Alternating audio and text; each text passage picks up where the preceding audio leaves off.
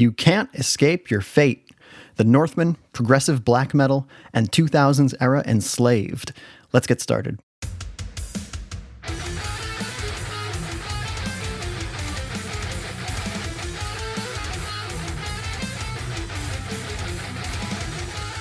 Welcome to Heavyasfilm, the show that's all about defining heavy metal as a mode of art beyond just music and building the heavy metal cinema canon one film at a time. I'm your host, Kilgore, and this week we're talking Vikings and progressive black metal. In case you're new or unfamiliar to the show, this show is a project to define heavy metal as a cross-medium mode of art.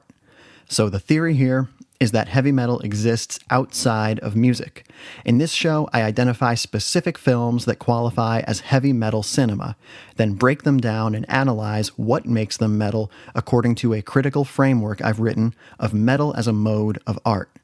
Then, I map the film to a specific metal music subgenre based on structural and functional similarities.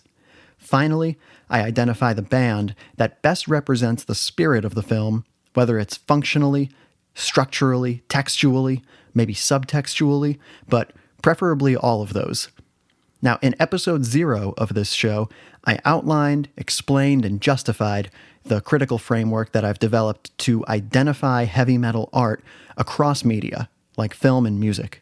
So if you're interested in a detailed presentation of my theory of metal, go ahead and find that episode on this feed. It's episode 0. If you just want to hear about The Northman and how this movie is basically a progressive black metal concept album put to film, then that's cool too. Stick around here. In this episode, we're going to discuss how The Northman is more engaged with Norse cosmology as a structural tool than your standard Viking metal. We're also going to discuss how this film is more meticulously crafted and ordered than standard black metal. Before we get started, if you're not familiar with this show, let me quickly explain what Heavyasfilm is. This show is based on my theory of heavy metal as a mode of art, not just a genre of music. The basic points of my theory are that art can operate in the metal mode in any medium.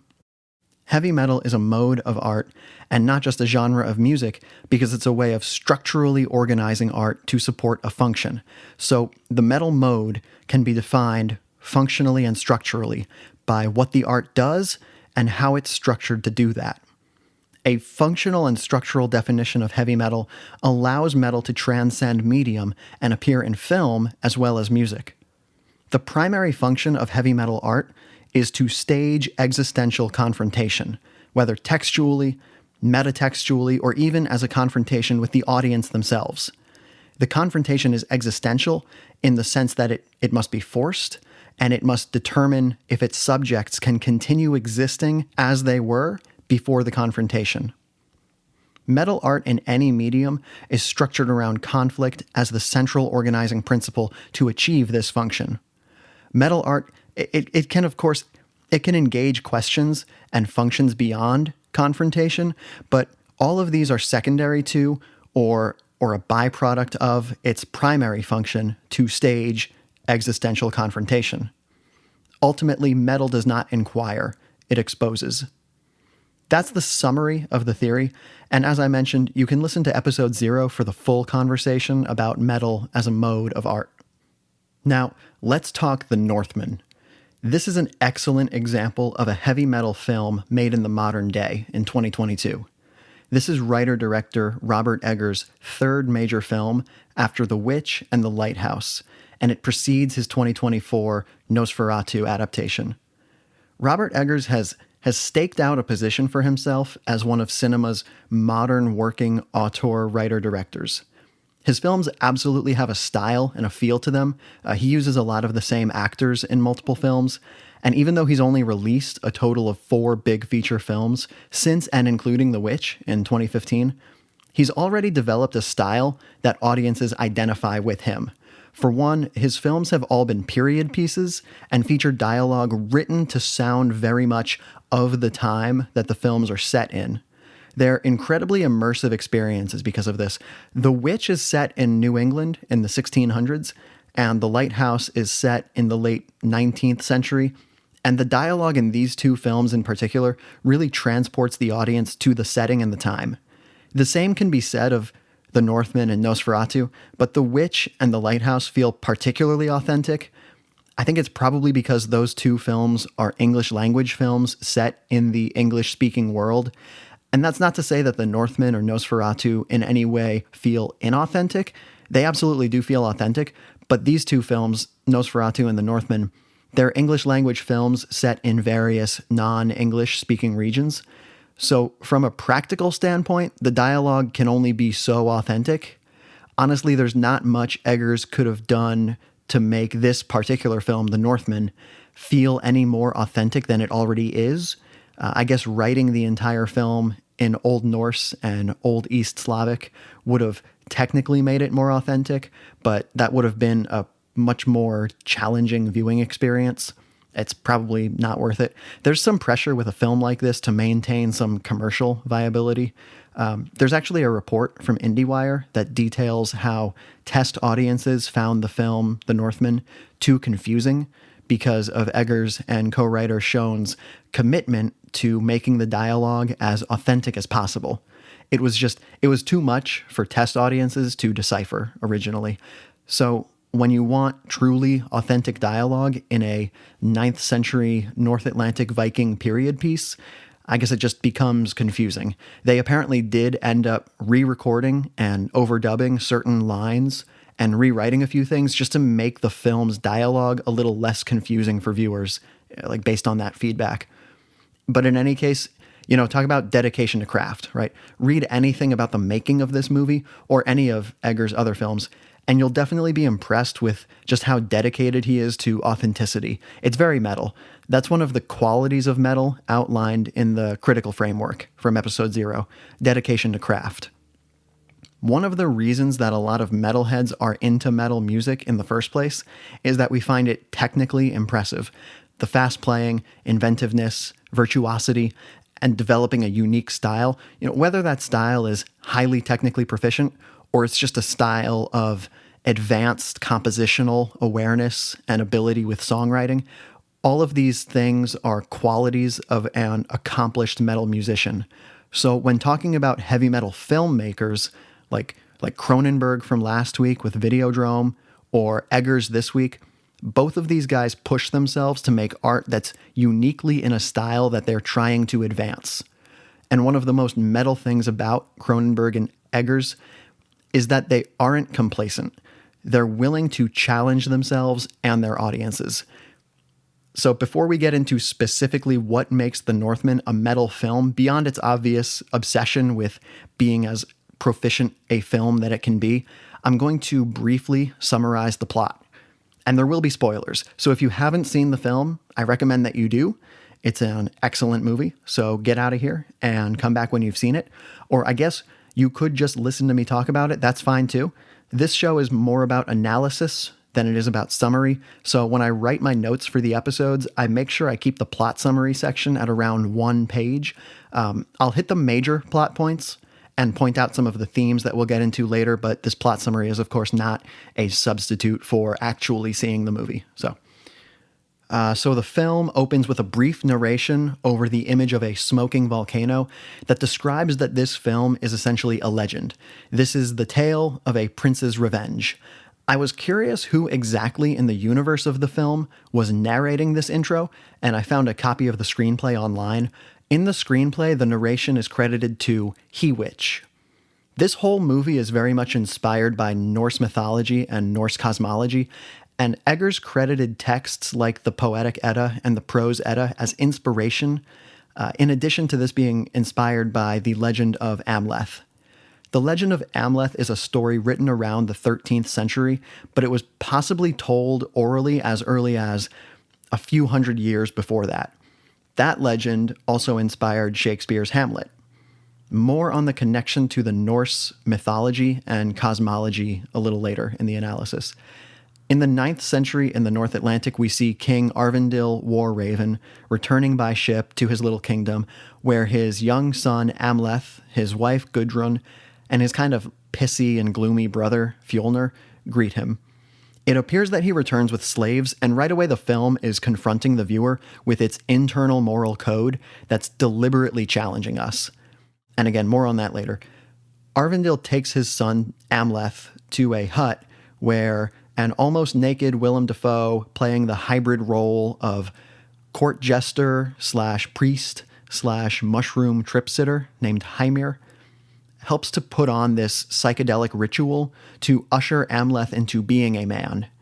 This whole time, Arvindil and Dafoe, as Hymir, are essentially laying out much of the foundation of the sort of fatalistic moral code that Amleth follows for the rest of the movie, as fate being inescapable is a major theme in the movie. Arvindil says to Amleth during the mushroom trip, "If I die, you must avenge me," among other things that are all foreshadowing the entire film. After the mushroom trip, they leave the hut. King Arvindil is murdered by his brother Fjolnir, who also kidnaps Queen Gudrun, but Amleth escapes. As Arvindil dies, he tells Fjolnir that Fjolnir will one day meet a flaming vengeance. Amleth sails away from the island, repeatedly chanting, "I will avenge you, father. I will save you, mother. I will kill you, Fjolnir." This becomes Amleth's mantra. Cut to several years later, and Amleth has now become Alexander Skarsgård instead of a small child. So we're several years in the future now. He has adopted the alias of Bjornifer, or Beowulf. I think I'm saying that correctly. Forgive me if I'm not. And he is part of a group of berserkers who take a bunch of mushrooms together and raid vulnerable towns to enslave and kill everyone. The raid is an insane scene to see. You just have to see it. Again, it's morally challenging to modern sensibilities, and we're going to talk about that later. After the raid, Amleth has a vision of a seeress who speaks in riddles about how Amleth is actively ignoring his fate, and how he must remember his oath to his father. She says that Amleth is to travel north, quote, "to an island in the north where there will spring a burning lake bursting from a black mountain's peak." Presumably, this is the volcano from the first shot of the movie, because, again, everything in this film is foreshadowed. She also says that once Amleth's journey ends, a maiden king's journey will begin. Amleth brands himself as a slave and boards a boat to go become a slave of his uncle Fjolnir, who is now a sheep farmer after losing the kingdom that he stole from Arvindil. He's a sheep farmer, but he's also kind of the lord of his own little village in Iceland. There's a lot going on to set up the film in the first 40 minutes, and there's also a lot in the second act, but it's easier to summarize the second act of the film because this is where the inescapability of fate starts to take over and some of the foreshadowed events start to unravel and come true. Amleth befriends a self-proclaimed sorceress named Olga, who is also a slave, and together they conspire to terrorize Fjolnir. They plan on making his life a living hell to free themselves and Amleth's mother, Gudrun, who is now Fjolnir's wife, after they kill Fjolnir and his men. That's the plan. Amleth visits a he-witch in a cave one night, and the he-witch whips out Willem Dafoe's shriveled head, who tells Amleth where to find the sword that he will use to kill Fjolnir. Amleth goes and wins the sword by besting an undead warrior, and he returns with it to Fjolnir's settlement. He wins the trust of Fjolnir and becomes a sort of supervisor among the slaves within the settlement, and this gives him a little more freedom to be mobile and plot his revenge, but he is still a slave in the settlement. We get into a pretty intensely graphic few scenes of Amleth and Olga, who are in love by this point. They're also murdering Fjolnir's men and poisoning them with mushrooms that make them kill themselves and each other. At one point, Amleth summons, it seems, every animal in Iceland to attack the camp by howling at the moon. During the chaos of the poison mushroom episode, Amleth tries to free his mother and finally reveals to her his identity, and we get probably the darkest scene in the movie. Gudrun reveals that she was supportive of Fjolnir's quest to murder Arvindil and Amleth. She tells Amleth that his father was a slaving, rapist piece of shit, and Amleth's world is shattered at this point. He runs off and murders Fjolnir's son in his sleep and steals his heart from his chest, like his literal heart. The next day, Fjolnir starts threatening all of the slaves and starts killing some of the slaves. He's demanding information about Amleth and demands the return of his son's heart. At this point, Amleth returns to face Fjolnir. He is captured and tortured, but his distraction allows Olga to escape. So that part at least worked out for them. During Fjolnir's son's funeral, ravens, which are a symbol of both Amleth's father and Odin, free Amleth by pecking at the rope that he was tied with. So he runs off, and he very nearly leaves Iceland with Olga. Amleth seems to have decided at this point that he can escape his fate and live happily ever after with Olga. This could have been the end of the movie. It was almost the end of the movie. He and Olga have secured safe passage to go reconnect with Amleth's extended family, but Amleth has a vision at this point of Olga now being pregnant by him with twins, one of which is presumably the Maiden King, as foretold by the seeress earlier in the film. Because everything in this film, everything in this legend was always going to happen. It's all been foretold. Amleth reasons that his family won't be safe if Fjolnir lives, so he jumps off the ship and returns to Iceland. Amleth conducts a one-man raid on Fjolnir's village, killing every one of Fjolnir's men, and is forced to also kill his mother Gudrun, as well as Gudrun and Fjolnir's younger son. It's an act of self-defense. Fjolnir comes to the scene and sees the bodies. Amleth and Fjolnir solemnly agree to meet with each other at the gates of Hell, which is the active volcano that is now, it's kind of just, it's erupting. It's not smoking anymore. It is very much an active volcano. The volcano from the first shot of the film with the narration. Amleth and Fjolnir then have a naked sword fight in the active volcano. Fjolnir stabs Amleth as Amleth beheads Fjolnir, and the film ends as Amleth has a vision of his family now being safe, and he is brought to Valhalla on the wings of a Valkyrie. So, end of movie. Okay, that pretty much covers every major plot point in the film, so if it's been a while since you've seen it, that'll get you back up to speed. For the analysis of the film, I now have 3 tasks. It was foretold by a seeress that I will first prove that this film is metal by my functional and structural definition of the metal mode. Then I will slot this film into a subgenre of metal according to how this film is generally structured in the same way that much of the art in that subgenre is. Finally, I will identify the band that is the closest musical analog to this film and explain why that is the case. It is my fate to do these things, and if I learned one thing from the Northman, it's that I cannot escape my fate. So, if this film is a metal film, then its primary function is to stage confrontation. All other themes are explored as a byproduct of, or in service to, staging confrontation. The film must also be structurally organized around conflict in order to support this primary function of staging a confrontation. Let's think about this film's primary function. The primary function of a piece of art is the purpose that the artwork is organized to fulfill. Structure in art supports function.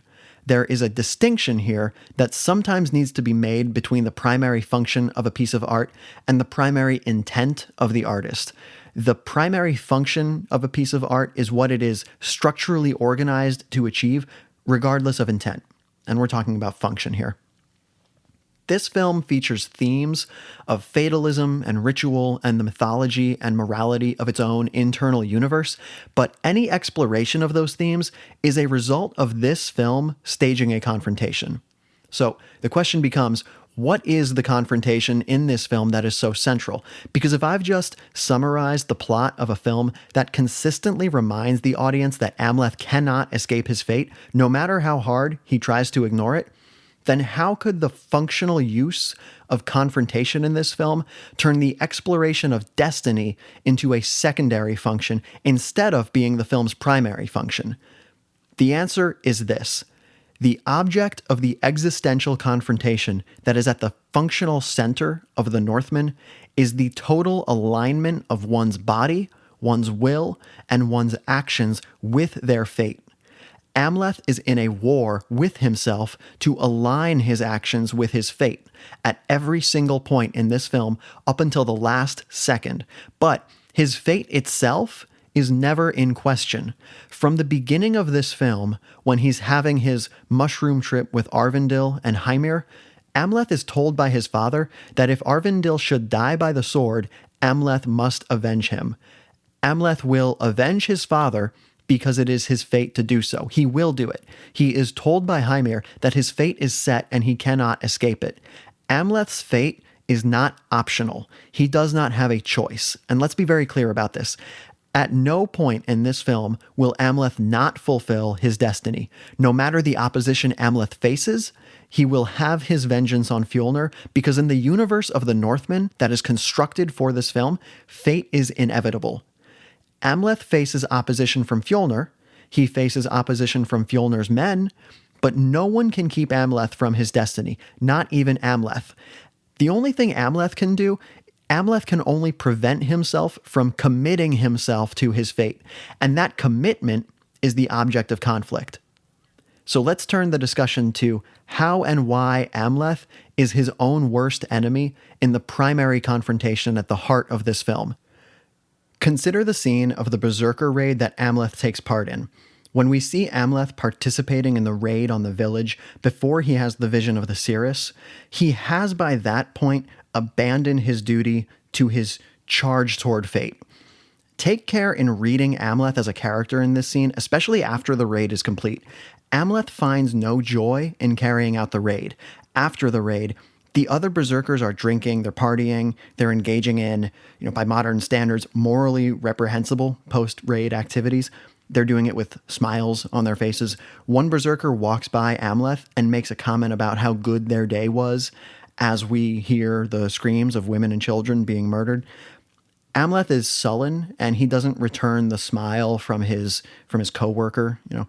He doesn't participate in the revelry. A reading of Amleth's character in this scene by a modern Western audience who wants to graft our own shared moral code onto Amleth might be that Amleth is taking no joy in the raid because of the specific actions that Amleth must take during the raid. He must murder innocent people, including children, and since Amleth is our hero, he must be disgusted by this, right? Amleth must be horrified by the actions of his fellow berserkers, right? No, wrong. The moral universe of the Northmen is not aligned with our modern values. And more importantly, this film refuses to confront its own moral universe. This film doesn't even flinch and acknowledge that its internal moral code is at odds with its audience's moral code. It frankly doesn't acknowledge the audience at all. It doesn't acknowledge this because the film is not a commentary on morality. It is not an exploration of morality or an allegory or an analogy for the brutality of war in modern times. You're correct to notice that Amleth is not fulfilled by participating in raids on these towns, but the brutal nature of the raids has nothing to do with it. Amleth is not fulfilled, not because he is disgusted, but because he is not actively working toward his fate. This is what leaves him empty. At this moment in the film, Amleth is actively losing the central battle in his own legend for the exact reason that he has not committed himself to achieving his destiny. And this is why he is visited by a vision of the Cirrus. The Cirrus tells him, quote, "You are the prince that turned from his fate, a beast that cares for naught. Remember for whom you shed your last teardrop. Remember the oath to right the wrong. Remember the Raven King." And she gives him the symbolic teardrop from the underground mushroom trip with Willem Dafoe. The Cirrus is essentially telling him, hey man, you're fucking this up. You know that vengeance is your fate. You know that this is inevitable. You are getting revenge whether you like it or not, so get on it. This scene helps us to develop the initial characterization of the confrontation at the center of the film. The film's function is indeed to stage a confrontation. At the core of this film is a confrontation between Amleth and himself. There are obvious physical obstructions to Amleth outside of himself, like Fjolnir, but these are never real obstacles in the sense that they can actually threaten his destiny. I am sure that Fjolnir would prefer that Amleth not murder him, but Fjolnir really has no say at all in this matter. The greatest opposition Amleth has comes from himself. Why can we say that Amleth is his own worst enemy? Am I saying that he can really stop himself from fulfilling his destiny? No, I'm not saying that at all. He can't stop himself from fulfilling his destiny, but the actual fulfillment of his destiny is not the object of the confrontation. Amleth does not win the overarching conflict in this film by killing Fjolnir. The object of the conflict at the core of this film is not merely to fulfill his destiny, because that's given. It is for Amleth to align his actions with his destiny. The only way for Amleth to lose his war, would be by not fully committing himself to his destiny. This is why Fjolnir is not the real threat to Amleth in the film. Amleth only wins if he takes action to fulfill his destiny. He only wins if he fully commits himself to his fate. And he almost fails to do this during this film. He is on a ship sailing away with Olga to go live happily ever after when he realizes that he once again has not committed himself to his fate. He has once again decided to ignore his fate and hope that he can escape it. It's only when he sees the vision of his unborn daughter, the Maiden King, that he realizes once and for all, his fate is truly inescapable. He must go back. As the seeress was correct about his journey ending and a Maiden King's journey beginning, the seeress and Hymir must also have been correct about his fate being vengeance. So he must return, because if he continues to run from his fate, he is just delaying the inevitable, and he is causing more grief for everyone in the meantime, including his future offspring. Since Amleth's vengeance is inevitable, he will lose the central confrontation in his legend if he doesn't fully commit himself to his fate. He must seek out his destiny himself, not wait for it to seek him out. Amleth will lose, not if he doesn't get his vengeance, because that's going to happen, but if he doesn't earn his vengeance through action. This existential confrontation between Amleth and his own willingness to charge toward his fate is the functional center of the film. Everything Amleth does in his legend either affirms his commitment to his fate or shakes it. Now, to quickly highlight exactly how this confrontation is existential and therefore metal, the confrontation absolutely does determine if Amleth can continue to exist as he did before confronting his will to align himself with his fate. If he does not align himself with his fate, then in this film's internal universe, Amleth's life ceases to have meaning. And this brings in the interpretation of Norse cosmology that the film's universe is structured around. And we'll get to the specifics of that in a moment. But for now, it's necessary to point out that because of how this film's internal universe is structured around aspects of Norse cosmology, Amleth risks existential annihilation by not aligning his actions with his fate. In the universe of the film, Amleth may continue to exist physically if he fully commits to fleeing from his fate. He may be able to live for some time with Olga and his children, but he would be existentially nullified within the cosmic order. He would not reach Valhalla. He would be rendered meaningless if he loses his battle for alignment with fate. This existential confrontation being the functional center of the film, of this legend of Amleth, absolutely qualifies this film as being functionally metal, even though the central conflict is not external. This film is an excellent example of a metal film that internalizes confrontation. The central confrontation in this film is not Amleth versus Fjolnir, even though that confrontation is inevitable. It's Amleth versus his own will. The Northman is a very violent film, but it's not metal because it's violent. It's metal because it stages an existential war over whether a man will submit to his inescapable fate. In a moment, we'll get to why this film is structurally metal, but briefly let's run through a couple of the other functions of this film that can be mistaken for primary functions, but only exist in service to, or as a byproduct of, the central function of staging confrontation. So, is the film's primary function to explore whether fate is indeed inevitable or if it can be escaped? This is a common misreading of the film, and I totally understand why. If you watched this film and you thought, why didn't Amleth just stay on the ship with Olga? He's having kids. Why is he abandoning his family to go have a naked volcano sword fight? Hasn't he successfully escaped his fate? Then I totally get why you're wondering that, because in the real world that we live in, Amleth would not have to get off the boat and go back to get his vengeance. But this film does not exist in the real world. This film exists on the mythological plane. This film is a legend and follows different rules than in the real world. In the universe of the film, fate is inescapable. The primary function of this film cannot be to question whether or not fate is inescapable, because that question is answered in the first 15 minutes of this film. Amleth's fate is sealed, and he cannot escape it. So this film does not explore whether fate is inevitable, because it's inevitable just axiomatically in the film's internal universe. Okay, next up we have morality. Is this film's primary function to interrogate the morality of 9th century berserker culture? I don't know if anyone really thinks that this is the primary function of the film, so I'm not going to spend much time on it. The answer is no.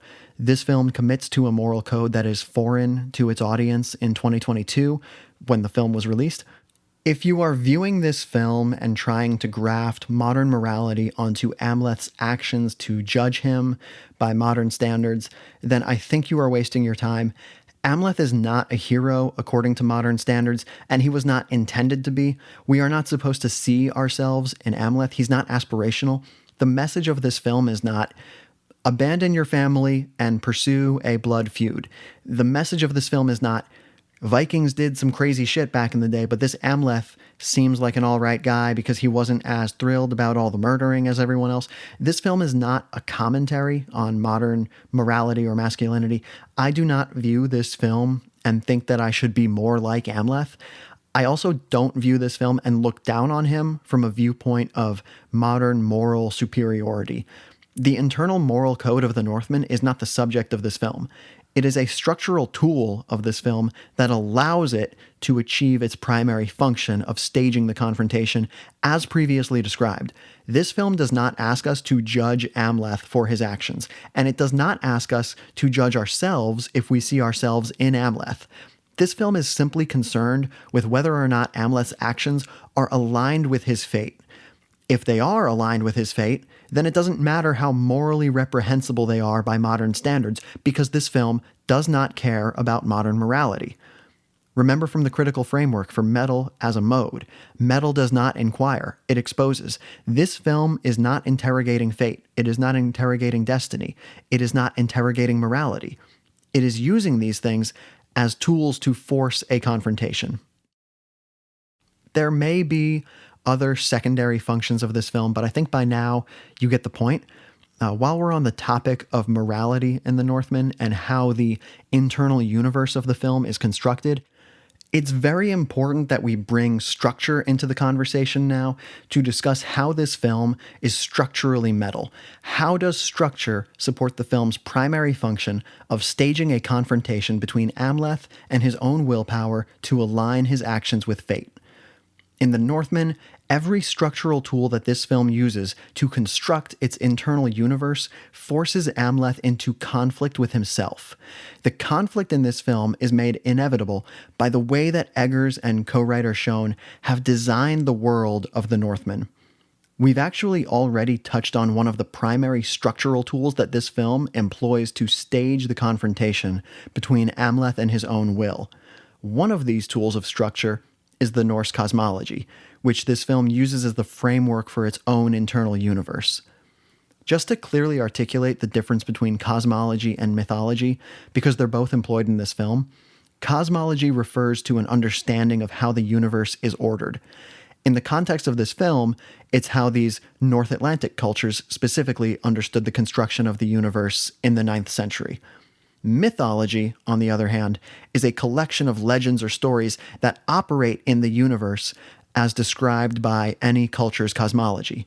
These legends or stories, they take place in the universe not necessarily as it truly is, but as the cosmology describes it to be.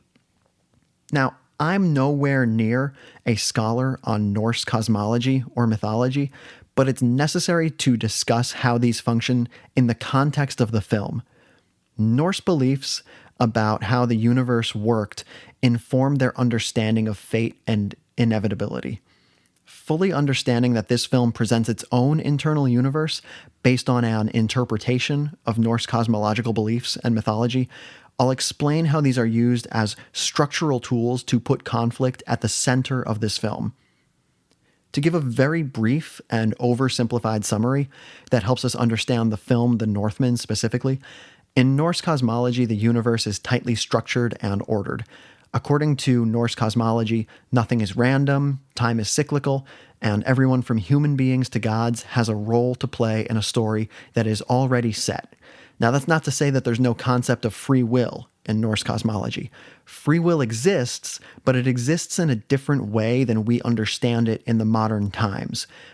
In the Norse system of understanding the universe, your free will is expressed through how you approach your fate.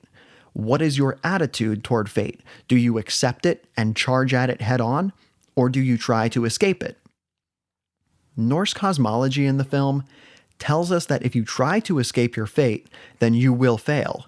You'll only delay the inevitable. Honor isn't found merely in survival. It's earned by charging toward destiny without any remorse. And in this way, the film's cosmology provides more than just a cool universe for the film to exist in. It provides heavy metal structure. The cosmology of this film is a structural tool that forces conflict and is therefore a metal structural tool. This is because cosmology as a structural tool in this film effectively negates the possibility of a peaceful resolution in the universe of this film by making a peaceful resolution an impossibility. This is the reason why Amleth must leave Olga in the end of the film and go to face Fjolnir. That final scene is not Amleth abandoning his family. It's Amleth doing the most honorable thing that he could possibly do in that situation in the universe of the film, as governed by the laws of Norse cosmology, as they're interpreted through the film. Leaving with Olga and running from his fate would only delay the inevitable, so he chooses not to abandon Olga and their unborn children, but to protect them by going to meet his fate on his own terms.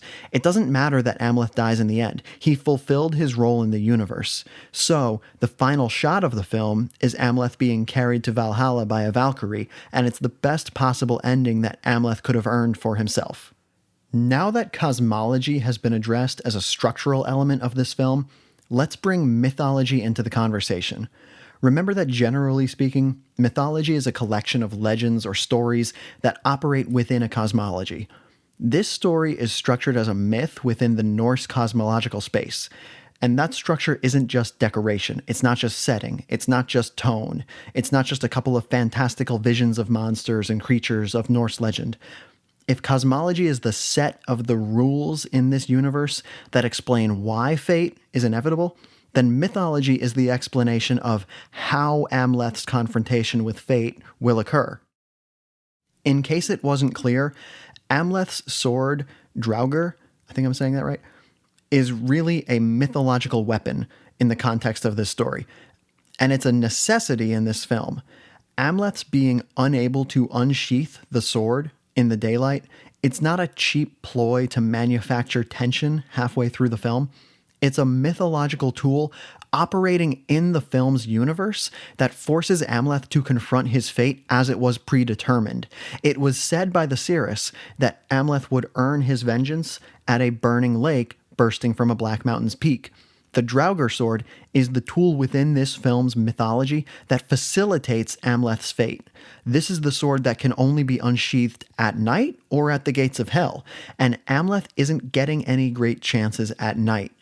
The sword itself isn't a rule about the universe, but as a mythic object, it plays by the rules of this universe by facilitating Amleth's journey toward his violent destiny. The Draugr sword is one example of several mythological tools that the narrative of this film is built around to push Amleth into confrontation. In this way, both cosmology and mythology are not just structural tools of the film, but they are structural tools which force Amleth into internal conflict with his willpower and literal external conflict with Fjolnir, in a volcano, no less. So these structural tools do more than provide just a fun fantasy backdrop. They give the film its heavy metal structure by creating an internal universe that turns violent conflict into an inescapable destiny for Amleth. And again, this film is still ultimately a piece of art. It's a 2.5-hour synthesis of many aspects of Norse cosmology and mythology into a narrative for entertainment purposes. So keep that in mind in case you do happen to be a scholar on the topic and you find inconsistencies between this movie and the sagas or any other text that this film draws inspiration from. That's just my disclaimer. It has now been disclaimed. So to end this section of the show, The Northman is metal because it is functionally and structurally metal.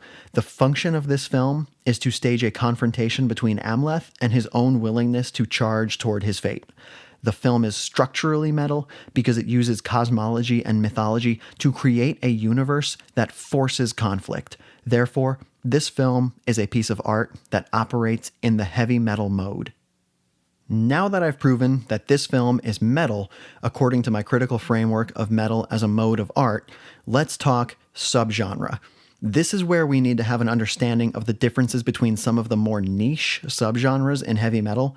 There is a clean subgenre fit for this film, but there are a couple of subgenres that creep in there as kind of distracting near fits. Based on function and structure, progressive black metal is the cleanest subgenre categorization for this film. However, I can see how the subgenres of folk metal and Viking metal and even standard black metal are worth bringing up in this conversation. There are some similarities between the Northman and these other subgenres, but there are also just some major inconsistencies that push the Northman outside of these subgenres. So first, why is progressive black metal the cleanest subgenre classification for the Northman? What even is progressive black metal? If you're just a casual metal fan, then this may be a subgenre that you have relatively little experience with. Progressive black metal is not designed to be accessible. It's in the name. The word progressive turns a lot of people away because people generally associate that label in music, whether it's rock or metal, with pretension and long songs and a kind of cultural exclusivity. Music labeled as progressive occupies this interesting cultural space as being both for nerds but also unapproachable. In many ways, progressive metal is to music what Dungeons and Dragons is to board games. A surface level reading of it is that it's convoluted, inaccessible, and has a high barrier for entry. It requires a lot of attention, but at the same time, it's highly technical, and fully engaging with it requires repeated exposure and practice. So you add the designation of progressive, an already difficult qualifier, to the subgenre of black metal, and you have something that a lot of people are not going to want to put the time into. I used black metal as an example in episode 0 to illustrate how extremely different metal subgenres can be from each other. Black metal is a difficult genre for new listeners to engage with. It's abrasive, the songs are frequently long, and to a lot of listeners, it's an oppressing and punishing listening experience. So that being said, why is progressive black metal the cleanest subgenre classification for the Northman? As I've just laid out, black metal, and especially progressive black metal, are designed to be structurally inaccessible. Both the black metal genre and the progressive classification contribute to this structural ordering in different ways, and these ways are all evident in the structure of the Northman. Black metal is atmospherically oppressive. It does not apologize for or negotiate on behalf of its lack of accessibility. There's no on-ramp in pure black metal for listeners with modern popular music listening sensibilities to have a gentle introduction to the music. It's very structurally confrontational to the concept of accessibility. This is seen in how the Northman employs cosmology to structure the film around its internal morality and value system. Modern concepts of morality and masculinity and priorities are not even acknowledged in the Northman. If the Northman wanted to be a more accessible film about Vikings, it could have introduced a character who serves as a stand-in for the modern viewer. Amleth could have been given a more modern moral code and refused to participate in violent acts against innocents. Olga could have been the woman who took Amleth away from his violent life, but this does not happen in the Northman because, like black metal, the Northman does not flinch. It doesn't care if its audience finds it foreign or inaccessible. It is structured around total commitment to its mission. It's not structured around reassuring the audience. Its mission is very confrontational. Another black metal structural tool that the Northman employs is ritual. Going back to the theory episode of Heavy as Film, episode 0, ritual is one of the structural tools I specifically identified with black metal that doesn't appear as centrally in other subgenres. In black metal, ritual does not refer to witchcraft or any specific rituals associated with various cultures or belief systems. Ritual in black metal refers to action as inevitable, repeated, unstoppable. It adds a performative quality to its atmosphere and musical passages that becomes prescriptive in a disciplined sort of way. Ritual in black metal is opposed to randomness. It says, this is happening because it has to happen, it was always going to happen, and it's going to continue to happen. The repeated riffs, the cyclical nature of the song structures, and the oppressive atmosphere in black metal represent submission to the process. They represent acceptance of the process. Individuality is erased, and process takes precedence over empowerment. Now, compare this to the Northman. The cosmological structure of the Northman's internal universe turns action into ritual.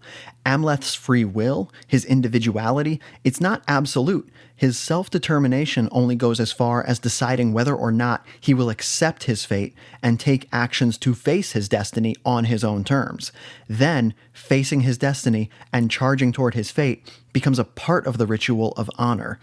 It's a difficult pill for modern audiences to swallow because it's not the way we understand free will or honor or action.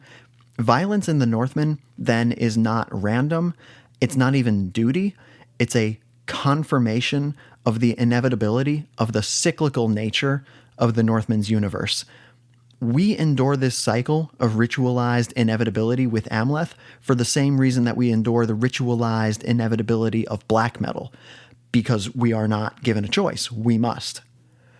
So, with this pretty strong argument for black metal, it's important to point out why the Northman avoids a pure black metal classification and how this film more cleanly fits into the progressive black metal genre. Pure black metal is generally structurally a little more stagnant than this film's narrative. There is emotional development within the Northman. Amleth changes as a person.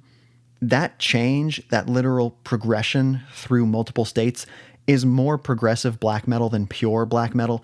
The Northman has a narrative trajectory beyond stagnating in an oppressive atmosphere. Along this narrative trajectory, the Northman does show moments of tenderness and slower pace at times that don't cleanly fit into the pure black metal subgenre. The varied pacing and tone within the Northman are still in line with the film's internal universe. An internal universe, remember, governed by an interpretation of Norse cosmology that completely orders the film. The sheer dedication to the concept of staging a legend within this internally consistent universe without ever winking to the audience or deflating the atmosphere with satire is extremely in line with progressive black metal's commitment to narrative. Progressive rock and metal feature concept albums frequently that tell a complete story, and the Northman is essentially a progressive black metal concept album put to film. Real quick, just to end this section on subgenre, I want to address why this film is not a work in the Viking metal subgenre. It seems like an obvious match, just based on the name of the subgenre. This is a film about Vikings, and it is a metal film.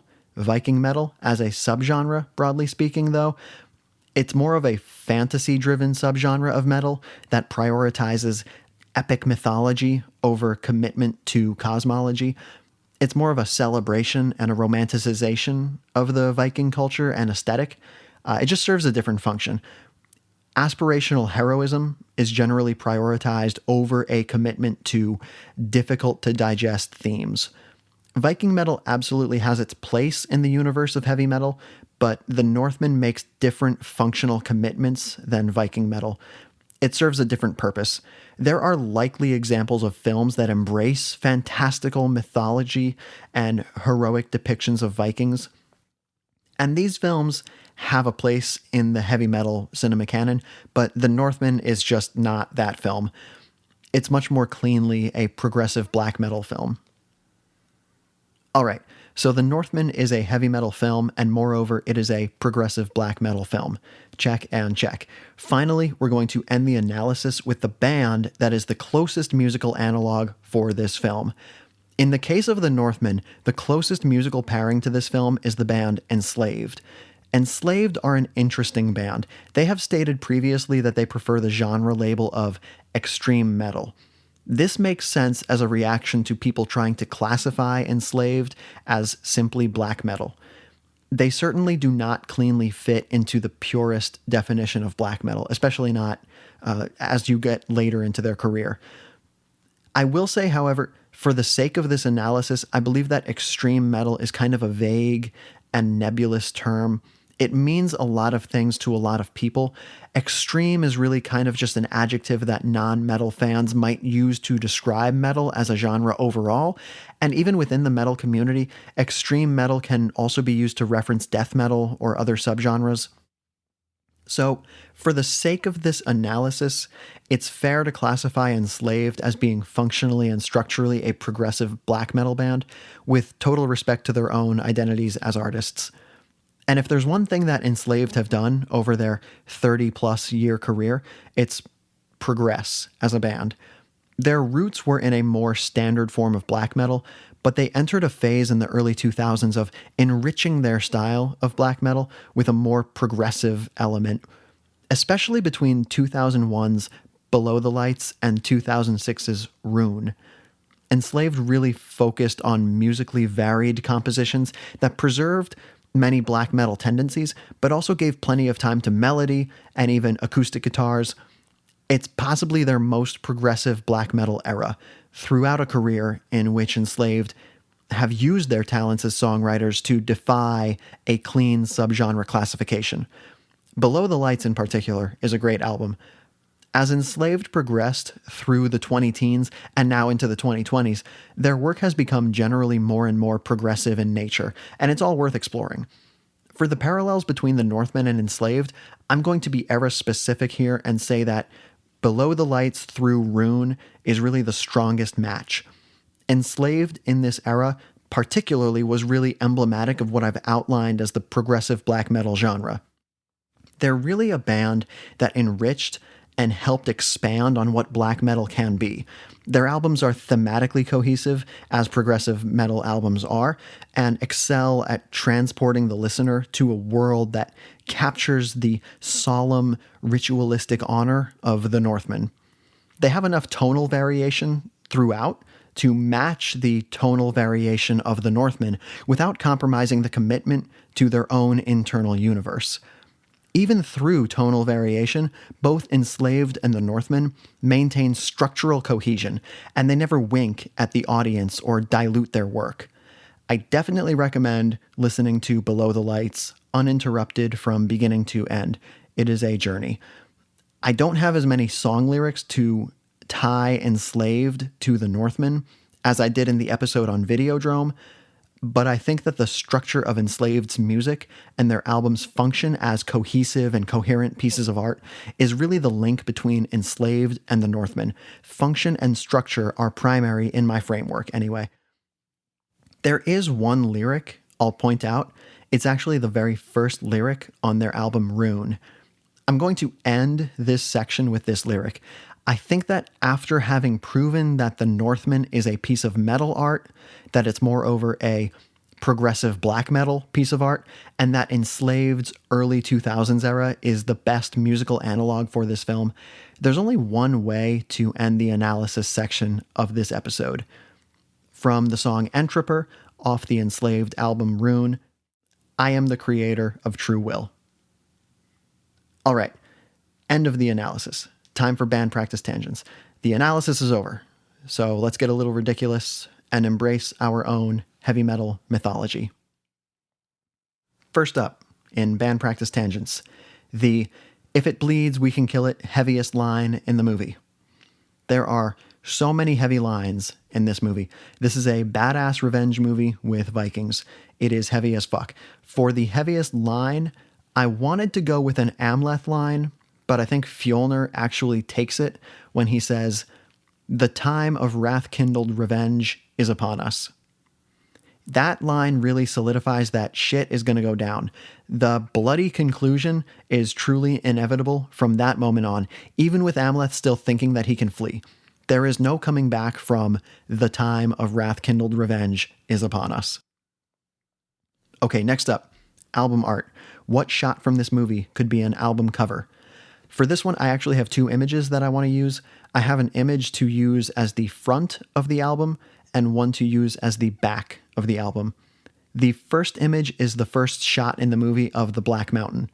Second image is toward the end of the film. After Amleth decides to leave Olga and go get his vengeance, we see a shot of that mountain now erupting, the volcano now erupting, signaling that it's go time to get some revenge. I can see this working out two ways. The front of an album could either be the smoking volcano from the beginning or the erupting volcano from the end. I think it depends on the album and what the band wants to emphasize on the cover, either smoking on the front and erupting on the back, or erupting on the front and smoking on the back. Maybe the smoking volcano on the back, though. As a back cover of an album, I think that might work better because it gives us a more unified, dark image on the back cover, and then the band could put track titles on that in a lighter font. So I think that just practically makes a little bit more sense. Okay, next up, mosh pit moment, the heaviest scene in the movie. There's only one answer for this. It's the volcano battle. It is absolutely ridiculous. It is violence as ritual. It is a fight to the death in an active volcano. Also, there's no dialogue in this scene. I didn't realize that until the third time I saw this movie. There's no cheesy line in the volcano scene like, "So Amleth, here we are. This volcano ain't big enough for the both of us," right? There's no bullshit like that. The only dialogue is Amleth screaming for that second wind that he gets as he's grievously wounded by Fjolnir. He hypes up for one last swing to behead Fjolnir, and he just screams. That scene is actually one of the greatest payoffs of any movie I've ever seen. It is the perfect ending.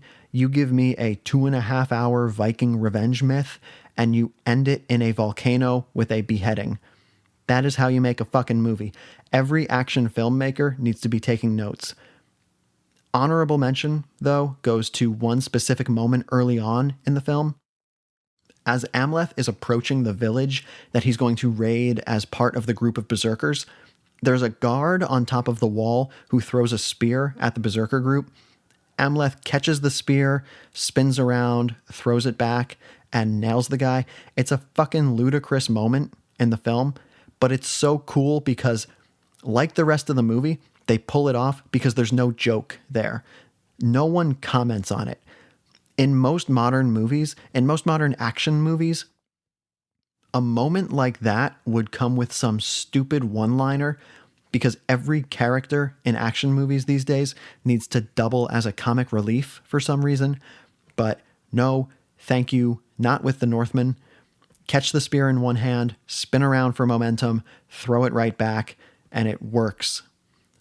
Yeah, it's probably got some CGI elements. I think I read that somewhere. But, whatever. It works out. No jokes. Next up, Metal Manifest. What guitar best embodies this movie? I'm going with a Gibson Explorer. It's heavy. It's aggressively shaped, but it's also a classic. Its commercial debut was 1958. I'm a guitar guy, and sometimes I forget that this model is so old because it feels more like a 70s or 80s design. It's definitely a staple guitar in metal. I think for the Northman, you do need a natural wood finish on an Explorer to represent this movie, kind of like a wooden ship. Maybe not the original Carina, though. It's visually a little lighter in tone compared to something like Mahogany. And in my experience playing full Mahogany body guitars, the tone is also very deep. I'm not as familiar with the sound of Karina, but based on appearance and what I know about the sound of Mahogany, I'm saying that the Northman is a Gibson Explorer, mahogany body, natural finish, maybe like a black pickguard instead of a white one, because I think they usually come with white pickguards. That's like classic Explorer look, is a white pickguard. So for the Northman, you got to have a black pickguard on there. All right, next up, the Brian Oblivion heaviest character name. What character in this movie has the most heavy metal name? A lot of the names kind of hit the same to me, honestly, because they're mostly first names and they're all very of the time period of the setting. But there are two that I'm going to focus on. King Arvindil Warraven as a full name is heavy as fuck. That's getting the official title of the Brian Oblivion heaviest character name from me. It seems like the only right answer. The runner-up here is going to be Amleth's alias as Bjornifer. Again, I'm not totally sure if I'm saying that correctly. The Beowulf. Apparently, it's a portmanteau of the Old Norse words for bear and wolf, which is badass, but if you think about it for a second, there's a point in the movie where Amleth says to Fjolnir as he's coming down the hill, I think, "I am Bjornifer the bear wolf." Just thinking about that, is he introducing himself as Beowulf the bear wolf? Maybe he's saying it to clarify, like, "I am Bjornifer," which, in case you did not know, means Beowulf. Did you see what I did there? I shoved those two words together. I'm pretty sure Fjolnir speaks the same language as Amleth, though, so that's not really necessary. I don't know. In any case, King Arvindil Warraven wins this band practice tangent. Okay, next up, venue vibes. If this movie were a band, would it play a bar, a small theater, or a stadium? This was a tough one for me. There's part of me that wanted to say stadium, but I have to go with small theater for a very specific reason. There's a version of this movie that plays a stadium, but that version is not the progressive black metal concept album version. This movie does not do enough to attract a mainstream audience to play a stadium, and I'm fine with that. I prefer it. I love this movie because it's so intensely committed to its mission. But that being said, if this movie were a band, it would have trouble filling seats in a stadium. I think this movie has a very successful small theater tour with a great stage design. Get like a Viking ship in there or something. There's got to be a version of this kind of movie that is easier for people to digest that could fill a stadium. That movie, I don't know, maybe something that leans more Viking metal than progressive black metal, probably something that leans more Amon Amarth than Enslaved. There's a place for films like that in the heavy metal cinema canon, and we'll definitely get to them later, but for the Northman small theater, I'm going. All right, next up. If this movie were a touring band, is this movie an opener or a headliner? I think that with these small theater type movies, you can go either way, and it depends on who else is on the bill.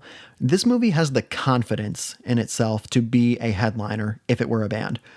But it would need an opening band that's a little rougher around the edges, a little less polished. If this movie were a touring band playing theaters, then it could headline if it were supported by maybe a couple of more pure black metal bands. Alternatively, if this movie were a band, I could totally see it as the main support for a band like Amon Amarth or something else with a little more broad appeal on a bigger tour. For my official answer for this tangent, I'm going with headliner because I think this movie has that ability. Okay, this is a good one. If this movie's score got a limited vinyl pressing, what color would the pressing be? Let's talk about the score for this movie. The score definitely affected me at points. Actually, every time I've seen this film, I get a rush from the score during one scene in particular that I do not get while watching many other films.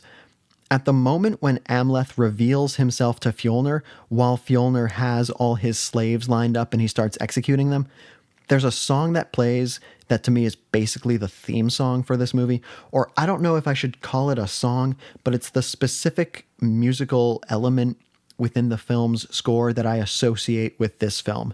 It's when Amleth starts charging down the hill, maiming Fjolnir's men with his sword still sheathed because it's daytime, so he can't remove the Draugr sword from its scabbard.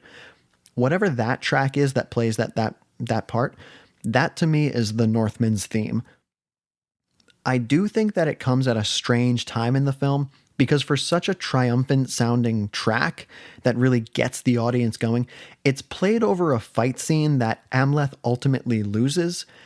My theory here is that Amleth losing the physical confrontation doesn't mean he loses outright. This is a moment in the film where Amleth is actively charging toward his fate, so the triumphant music here is earned because he's winning a battle in his central confrontation. This is actually one of Amleth's most decisive victories in the film because he's running at his destiny. Anyway, that part of the score is badass. It's used on the Blu-ray menu for the film too, so I think they know how badass it is. For this tangent, I have to think back to the vinyl color. This film has a very unified color palette through most of the film. There are a lot of blues, a lot of greens, a lot of golden browns. However, the obsidian and lava color scheme is also very important to the end of the film. So how about this? If the film's score got a limited vinyl pressing, press 1,000 copies on a golden brown, light blue swirl vinyl, then press 300 copies on an obsidian with orange and red swirl vinyl. That way you can represent through the pressing count that most of the film is on this golden brown to light blue kind of earthy palette, and the lava palette is more limited. I think that's how you run the pressing for this one. Next up, non-metal double feature. If you're going to plan a double feature with this film and another film that isn't metal, what non-metal film do you watch with this one? Okay, this is going to be one of my hot takes. Some people might disagree with me. Hot take alert. Here it is.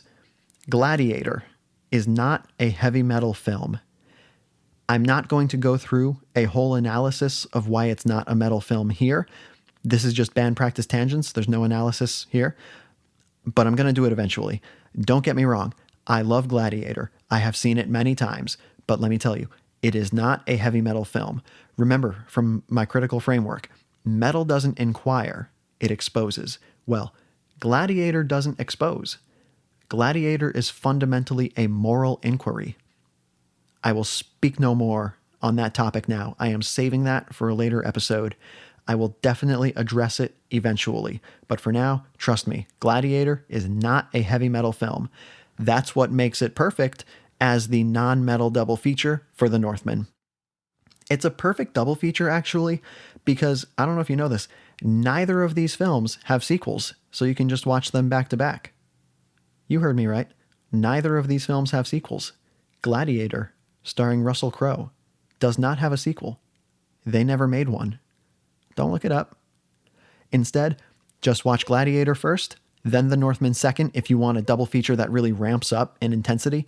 Alternatively, you could do The Northman first and then Gladiator second if you want more of like a feel-good experience by the end, like a cathartic ordering. You can do that.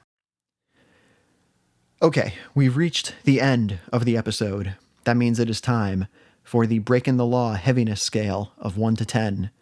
I named this scale Breaking the Law because I told you that this show would not be about ranking movies based on heaviness. And that is not a total lie. This show's primary function is not to rank movies based on heaviness. But if all the analysis that I did is the equivalent of eating our vegetables, then the Breaking the Law heaviness scale of 1 to 10 is the dessert. This rating includes no analysis, no explanation. It is based on feeling only. On the Breaking the Law heaviness scale of 1 to 10, The Northman, 8.5. And that's it. Film number 2 of the heavyasfilm official heavy metal cinema canon is The Northman.